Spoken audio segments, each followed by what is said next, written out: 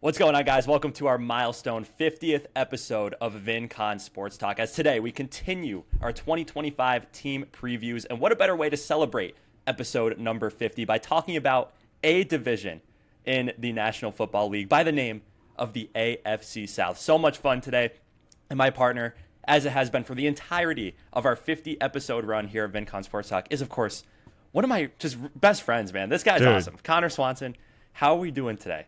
Doing very good, man. And whenever you have the chance, the honor to talk about AFC South football, you take it.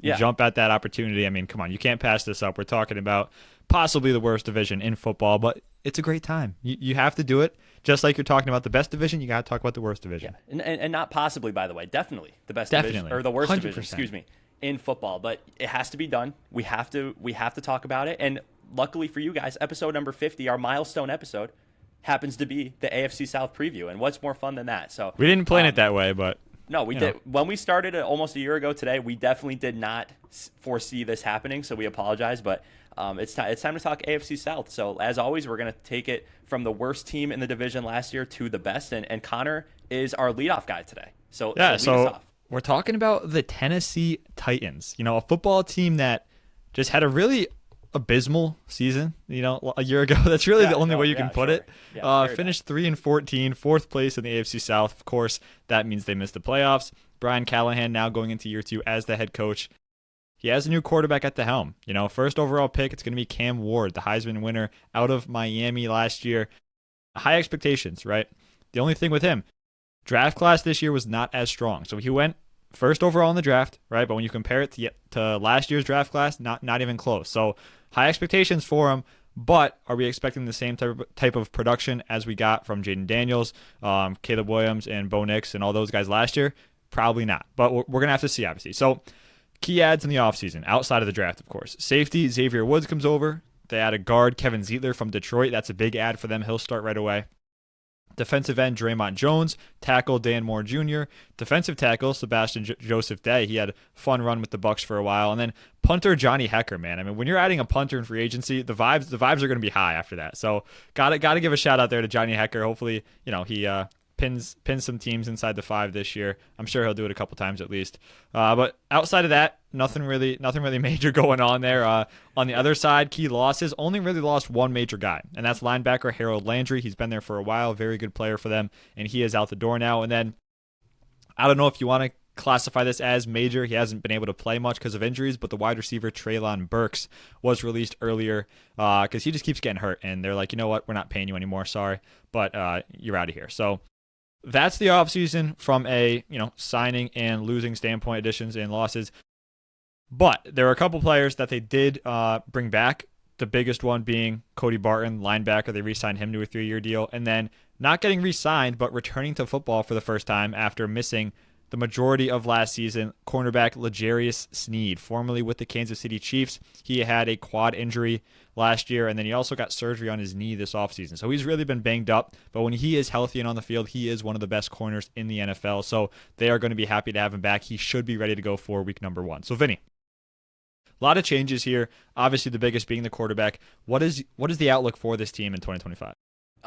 I think you could expect to see some fun football being played in Tennessee once again. And the reason for it is, I mean, yes, Cam Ward comes in, the offense should be a million times better, and anything's going to be better than last year. Last year's offense was absolutely abysmal, just extremely inefficient. I mean, you had Will Levis throwing the football around like just a total dumpster fire in Tennessee. But I mean, an actual dumpster fire. Actual dumpster fire. If anyone share that news. I don't know if I'm legally allowed to share that news. But if you guys, some people listening to this will understand that reference. But it was a dumpster fire. On the defensive side of things, though, their defense is actually very good. It's a really good unit. It's definitely a top half in the NFL defense, maybe even much better than that. And that is even playing without L'Jarius Sneed, who's one of the best cornerbacks in the NFL.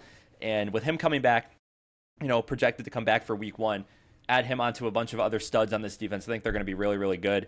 And, I mean, Cam Ward comes in. You mentioned how it wasn't a premier draft class this year for the Titans to have the number 1 overall pick. You don't have that guy like a Trevor Lawrence or a Joe Burrow who is that, 5-star, top prospect quarterback, the consensus number 1 pick. But Cam Ward is still, he's the Heisman winner for a reason. He's going to come in. He's immediately going to make an impact and make this team better. You have a number one receiver in Calvin Ridley who is reliable. He's been around the block. He's been a guy in the NFL for a while you can rely on. So, except when he gambles and gets suspended for a whole year. But outside of that, it happens. We understand. Everyone makes a mistake, right? Everyone makes mistakes, but he's been good. He's been solid with Jacksonville and with Tennessee last year. So, I think the Titans are a team that can surprise people. I think they're my number one team that is going to overdo expectations. They're going to overachieve. Yeah, I think based on records, I would have to agree with you there, because when you see my record, it could be a bit of a shock to a lot of people out there. So why don't we get into that, Vinny? So what is your record prediction for the Tennessee Titans here in 2025? So I have them coming in at 6-11 in 2025. I think that's not that crazy to say. I think it's a pretty good record for them. I think they're going to definitely improve on the offensive side of the ball and even the defensive side of the ball with Snead coming in. And I think that's going to equate to, a 6-11 season with the potential to be much better than that if Cam Ward makes an immediate impact, if he has that sort of Jaden Daniels type, CJ Stroud type impact immediately as a rookie. So 6-11 I thought was even a little bit steep as of a prediction for me. And then I looked at your prediction and I was like, whoa, that is bold. Well, 9-8, that's what I'm going with this year.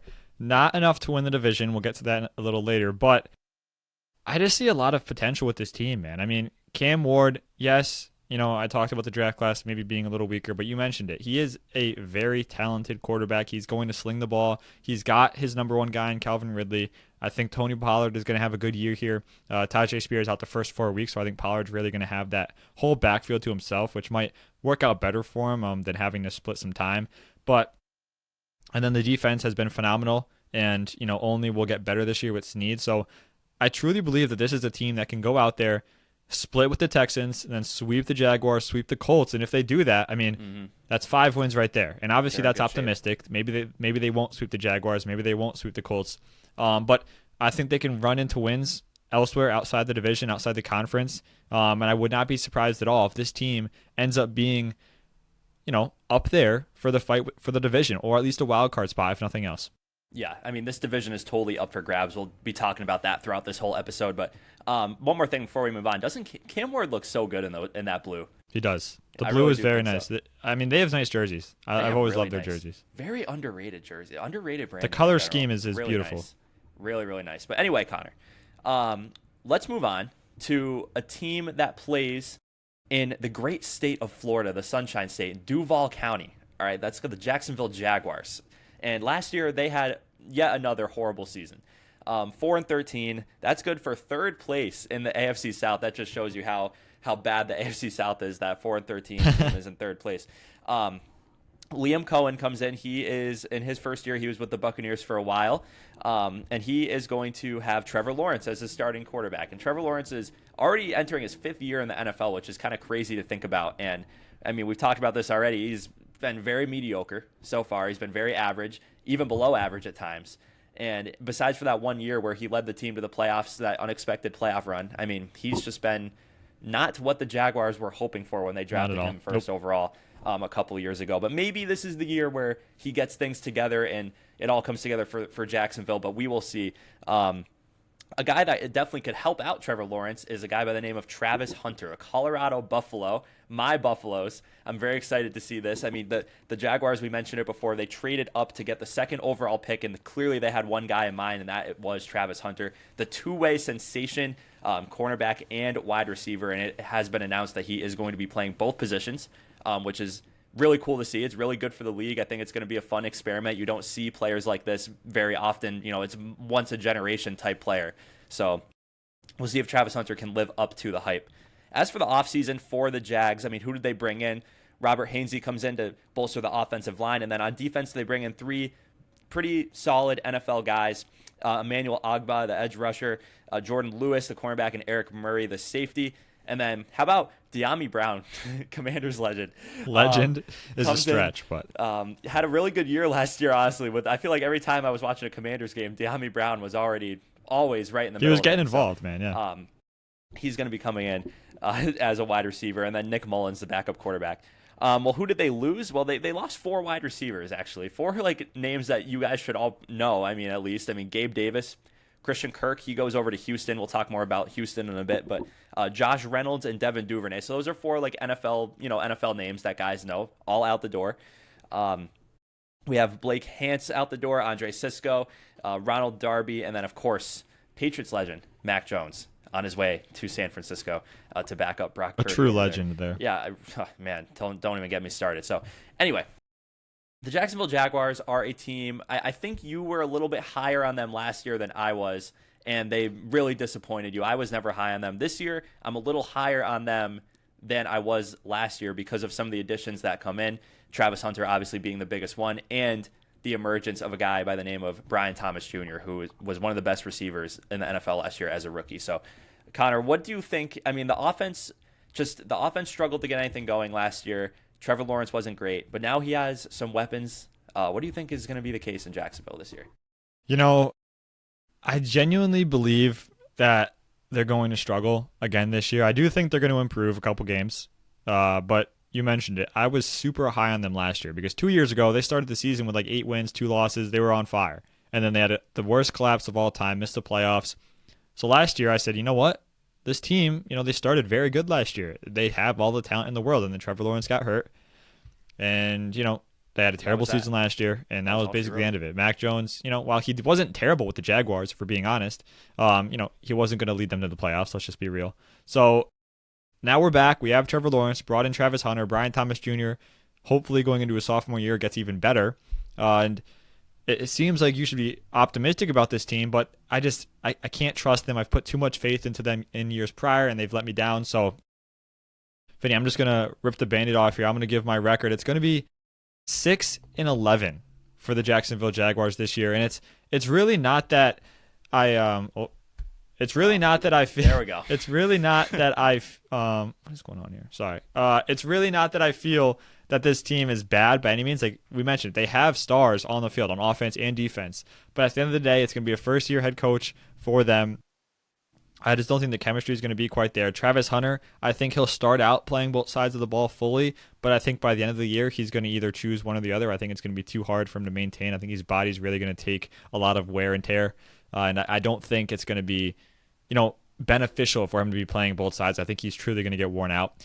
But, 6-11, with that said, this is the AFC North, right? They can easily win 2 more games in this or lose 2 more games in the South. Sorry. If anything. Not the AFC North. Not the AFC North by any means. This is much worse than the AFC North. There's possibly 3 playoff teams in the AFC North and maybe only 1 here in the AFC South. So, Jaguars 6-11. That's my prediction. I got to stop talking. Vinny, okay. Over to you. I think the Jags are going to be better. I think the Jags are going to be better than the Titans this year. They should be. They should be better because they have a quarterback who's in his 5th year in the NFL, a top prospect, a guy who has all the potential in the world. But I will say, this is the last year where I have faith in Trevor Lawrence. If he goes out and is mediocre or below that this year, I'm out. I'm out on Trevor Lawrence. But He's out. He's out of here. Get him out of here. But I don't think that's going to be the case. He has too many weapons. He has a few proven running backs, in the backfield as well as the rookie Tootin coming in. We discussed him earlier too. So there's a lot of guys that can help out Trevor Lawrence. And do I think they're a playoff team? Absolutely not. But I think they should be around 500. I can't see a world where this team is worse than 6 wins. I don't think 6-11 is a crazy prediction, but it would have to be injuries and just extreme underperformance by a lot of people on this roster for them to be bad. And these guys have 2 first overall picks on their team in the last 5 years. That is crazy. I mean, everyone forgets about Travon Walker. Guy was a first overall pick. I think it was the year after Lawrence. I'm pretty sure. I mean, there's so much talent on this team. You have to make something of it. So that's my thoughts on the Jags. All right, wait. We're gonna move over here to the 3rd team in the AFC South, not the AFC North, and we are going to talk about the team in Indy, the Indianapolis Colts. Led by, of course, Shane Steichen going into year number 3 there as the head coach. Finished 8-9 a season ago, 2nd in the AFC South. Almost were a playoff team last year, which was kind of absurd. Mm-hmm. In the draft, they go out and get a tight end, Tyler Warren, out of Penn State. He's going to come in. And, Vinny, you mentioned it when we were talking off air. He could possibly lead this team in targets and catches by the end of the season. So definitely someone to watch there in the offense. Daniel Jones. Okay, he's the big storyline here. He is going to be the starting quarterback for the Indianapolis Colts, and nobody is too happy about it. Beating out Anthony Richardson for that job in camp. I'll let Vinny rant to you about that in a little bit. But before we get to that, some key ads outside of Daniel Jones. Charvarius Ward, cornerback, comes over, and Xavier Howard, another corner, comes over. Two elite cornerbacks coming on and joining this defense. You also got to talk about safety Cam Bynum. So they got three guys now that at one point in their careers were all pro guys. And Cam Bynum, I think, still is. Ward, I think, still is. Xavier Howard, maybe not. Maybe he's a little older now, coming off of a very weird year last year. He kind of didn't really play. It was an interesting situation. I won't get into it. But, three big-name guys on the defense that are sure to help out. For people they lost, Joe Flacco, right? The biggest one. That was their quarterback last year, and it kind of really didn't pan out too well. It wasn't as good as he was with the Browns 2 years ago, and of course now he's back with the Browns. So Joe Flacco's he's having fun bouncing around now towards the end of his career. They also lost center Ryan Kelly. That's a big loss for them. Guard Will Fries, so another offensive lineman that will not be with them this year. And then other guys, linebacker EJ Speed, edge rusher Dayo Odengbo, safety Julian Blackman, and kicker Matt Gay. So when all things considered, they did lose some starters. Julian Blackman, Ryan Kelly, Odengbo, and Matt Gay. And then Joe Flacco. I don't think Fries or Speed were starters necessarily, but obviously guys that still contributed. So those are all big losses for the Colts. Probably lost more than you added, but the talent you added is better than the talent you lost, if that makes sense. So the Colts, Vinny, right? Got to talk about the QB job. Yeah. Talk to me about Daniel Jones. Talk to me about Anthony Richardson. What are your thoughts on that? Yeah, Connor, you're probably sick of hearing me talk about this by now, but first of all, 8-9 for this team last year is absurd. That's my first comment. Number two, how bad do you have to be to let Daniel Jones come into your locker room and steal your job away from you? A guy who was a top 5 draft pick just 2 years ago. Anthony Richardson, they have pulled the plug on this experiment so quickly. And I part of me says I don't blame them because he's just been so bad. He hasn't proven that he can contribute anything to an NFL offense. But another part of me says this guy is insanely athletic. He is very talented, and it's more of a system thing or more of an attitude thing with Anthony Richardson. I think that's what's been kind of proven so far. They really do not want to give him a chance this year, and I think they're making a mistake in doing that because Daniel Jones, as much as we make fun of Daniel Jones and how bad he's been in the past, he is much more serviceable. He's much more safe than Anthony Richardson. And you may think, well, why is that a bad decision then? Well, I don't think the Colts need that. I think the Colts either need to find out they have something in Anthony Richardson and build around him, or they need to find out that they have nothing and rebuild and have a horrible year and just let 2025 be a learning experience for everyone and pull the plug and restart next year in the draft and free agency. And that's how, that's how good teams are formed. That's how good teams are formed with longevity, not just for 1 year. So I think Anthony Richardson deserves one more shot. I'm an Anthony Richardson supporter. I want him to succeed. I think he's a really fun player to watch when when he does a good thing once in a while. It's really fun to watch. Daniel Jones is not a fun player to watch. I'm sorry. It's just no, he's not. Outside of that 1 year with the Giants, no. Outside of that 1 year, he's just this team just makes me angry. I'm not looking forward to watching them. They're not doing anything for me. And like you said, Daniel Jones, they're going to run into wins that maybe they don't want to later in the season. I could see this team having 1 or 2 wins going into week 13, and their fans are like, all right, here we go. The top college prospect, we're going to get him, whoever that may be at the time. And then Daniel Jones, there he goes. He's going to win 3 games, the last 3 out of 5. Yep, and you're going to fall to the 5th overall pick. Yep, so that's just my thoughts on that situation. Give Anthony Richardson one more chance. There's a huge chance that he's going to play in some capacity this year. I'd imagine at least a couple games. Probably get hurt. Yeah, we don't wish that upon anybody, but he loves accurate getting prediction. Hurt. But yeah, it's a mess in Indianapolis. I don't think this team is going to be very good at all. We don't think they're going to be very good, but what record are we actually willing to give them here? Because it's very different when you say they're going to be bad, and then you got to put it to paper. What are we giving the Colts as a record here in 2025, Vinny? So Connor, pen to paper. All right, my official record prediction for them is going to be 5-12, and I think that might even be generous for their roster because there's some names on the defense, and then you have Jonathan Taylor, who's a stud, right? Yeah, stud. But baller back there. It all starts with the quarterback, and yeah, I think exactly what I said is going to happen. Daniel Jones is going to lead them to pointless wins, and then you end up at 5-12, and you're nowhere. You're stuck.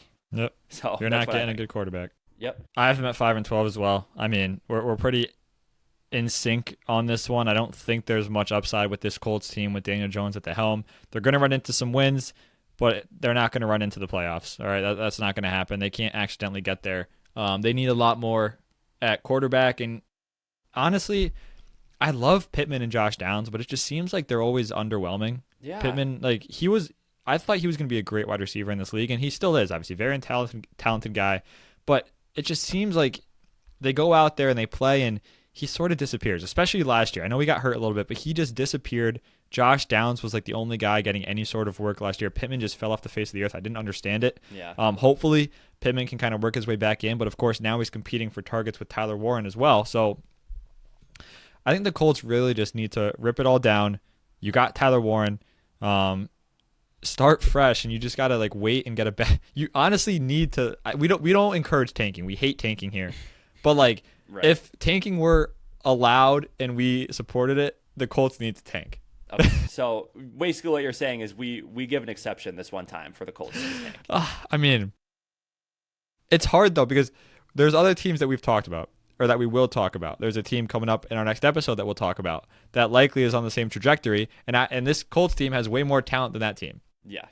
So it's you don't want to tank, but you're kind of stuck in this 5 to 10, 9, 8 wins range. You're not going to get much more, and you're probably not going to be a playoff team, and you're probably not going to get the first overall pick. So it's the worst spot to be in, because you can't do anything. You're not going to get a good player in the draft. I mean, you're going to get a first round player, but you're not going to get one of the elite guys in the draft, and you're not going to go to the playoffs. You're just, I don't even know. So they're in a rough spot right now, but not where you want to be. No, not at all. Not where you want to be. Directionless is what I'll say for the Colts. That is a great way to put it, Vinny. Well, thank you, Connor. So we will continue and with our final AFC South team here. The champions of the AFC South seems almost every single year.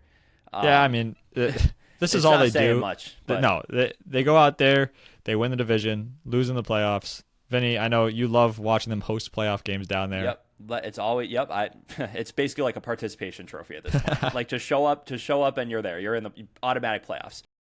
We're of course talking about the Houston Texans. Of course. I mean, 10-7 record last year. You hadn't guessed it yet. No, if you haven't guessed it yet. 10-7 record last year. Honestly, they played much worse than that in my opinion. They were like a 7-win team the way they played it. And it wasn't, it wasn't really a talent thing. They did have a ton of injuries. They had probably the worst injury luck in the entire NFL last year. In terms of big names going down. But like I said, they won the AFC South. Head coach is DeMeco Ryans. He's going into year 3. And C.J. Stroud is the projected starting quarterback. Well, he is the starting quarterback. Yeah, I don't see that changing. I'm just reading off the script at this point. But he is going into year 3 as well. Obviously, fantastic rookie season. He was, absolutely electric as a rookie. But last year, he had the sophomore slump. He really was not as good. And like I said, part of that, literally every single skill position around him went down with an injury at some point. There was a big 3 of wide receivers, that being Nico Collins, Steph Diggs, Tank Dell. They all go down with an injury. And Joe Mixon, who was great to start the year, he goes down with an injury. So this team was absolutely a shell of their former selves in week 11, and they just never recovered. But they did do a lot in the offseason. So let's go over that. They bring in C.J. Gardner-Johnson, the safety, who I really love. He is obviously a reigning Super Bowl champ, coming over from Philly in a trade. But C.J. Gardner-Johnson, there's always some issues with him. There's always some problems with him and opposing players always getting into something on the field. It's the energy you want, though. It's the energy you want. As a coach, you love to see it, man. I love that too. So hopefully he brings that same energy down to Houston, Texas. They bring in Nick Chubb, the running back, in free agency, obviously long time in Cleveland, but he got injured 2 years ago, and he was not the same last year when he returned. But he is there, and he will be the RB1 for quite some time. As we mentioned, Joe Mixon, their starting running back, is injured again, and he is on the PUP list to start the year. He'll miss at least 4 weeks, probably more than 4 weeks, and some people are even saying for the full year, which is unfortunate. That'd be a big blow, for sure. Huge blow. Like we mentioned before, Christian Kirk, the wide receiver, comes over from Jacksonville. Trent Brown and Cam Robinson and Ed Ingram and Laken Tomlinson, all offensive linemen, all come in, which is really good. And who did they lose? Stephon Diggs, we mentioned it. He is out the door. He goes to New England, my New England Patriots. Laramie Tunsil, who's been there for a very long time, he is out the door. He's been their best offensive lineman for it seems like forever. He's been on this team. So one of the best offensive tackles in the league. Absolutely. Two guards by the name of Kendrick Green and Kenyon Green. We found out earlier that they are not related. So they both leave. They were both guards for the Texans. They're both out the door. Just a coincidence, I guess. And then we have Shaq Mason, Jeff Okudah, Eric Murray, and Patriots legend Myles Bryant, the worst cornerback in NFL history. He is out the door. So good for Houston for letting him go. If Myles Bryant happens to be listening to this, I apologize, but man, it's pretty bad. You should have found another profession. No, I mean, don't say that. That's not nice. He could play in the XFL. You just called him the worst player in NFL history. I mean, you could play in the CFL, the XFL, the UFL. I don't think all those exist at this time. I think they're like merged though. It's not like three. The UFL. Not three of them. No, the UFL and the UFL is the XFL. I think. Yeah, I was like, I don't think there's three leagues. I think there's only one and they're merged. Like, anyways, we're talking about the NFL here. Once it gets to the spring, I don't want to watch football anymore. I need a break. So all those leagues are like pointless to me. But anyway, the Texans did make a couple other really important moves. That being Derek Stingley Jr., the cornerback, and the safety Jalen Petrie. Both of them just really, really good young players taken in the same draft class, a couple picks apart in the first round. They both get 3-year extensions. So, I mean, those guys are going to be there for a while. They're going to be the staples of the Houston secondary, which is awesome. And then Danielle Hunter, edge rusher, another really good player, gets a 1-year extension. So I think it's safe to say that this defense is going to be really good. There's going to be a lot relying on C.J. Stroud to somewhat return to form for this team to find success in 2025. What do you think the prospects of that are? I'm confident that he can a little bit. I wouldn't say he gets back to the exact same 2023 performance, but I think he definitely does better than last year. I think having Nico Collins healthy, if Collins stays healthy the entire season, obviously Stroud's going to be better just because he has his number one guy. Also, they didn't have a first round draft pick this year, right? They did not, no. So it wasn't in the first round, but they drafted wide receiver Jaden Higgins. He'll be their wide receiver 2 starting week 1. So he's going to have 2 guys that he can kind of work with. There are other guys in the room, of course, and then tight end. Running back's going to be rough. He doesn't really have a pass catching back, especially with Joe Mixon out. It's going to be like Dare Ogunbowale, if any of you remember that name. Maybe even Dameon Pierce seeing some reps. They did draft Woody Marks as well. He's a pass catching back who might see the field later in the season, but definitely not to start. But CJ Stroud, I mean, the talent is there. All right, I trust the talent, the arm talent. What are you laughing at? Woody Marks got taken in my fantasy football draft in the 11th round. I think it was the 11th round. Can you believe that? I mean, if Joe Mixon's out for the year, he could end up being the starting running back at some point. Because I know the guy who took him, and I'm not gonna shout him out but I hope Woody Marks works out for you in 2025. Anyways, where was I? Yeah, the arm talent of CJ Stroud is there. We know he is capable of making plays and being a top-level quarterback.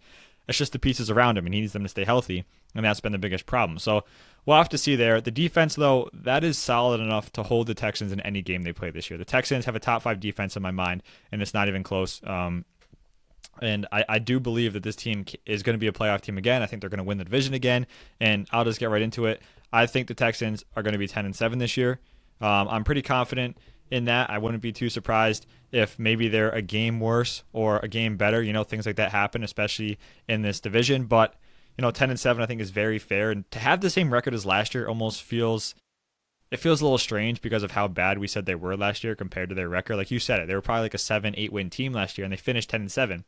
And now we're saying, well, they're going to be 10-7 again. I think this year it's going to be a little more deserving, a little more like, okay, you're watching a 10-7 football team, So it's going to fit a little bit better, and I think the Texans are going to be just fine. I think they're going to get into the playoffs. They got to be careful. Titans are right on their heels for me, and you have the Jaguars a couple games behind. But I think the Texans are going to win the AFC South once again. I mean, it just seems like you can guarantee that almost every year. So not too much to worry about there as long as everyone stays healthy. Yeah, I'm in the same range as you. I do have them at 9-8, which is still good for winning the division because of how bad this division is. Defense is going to be good. Offense scares me a little bit. The injuries already are, Joe Mixon being on is huge. I think CJ Stroud just has to be better. And, I mean, you are going to have Nico Collins back and healthy, which is huge. Other than him, though, there's a lot of question marks in the receiving game. And I don't think they're going to be great. I don't think they're going to be elite. I don't think they're going to be able to keep up with the elite teams in the AFC.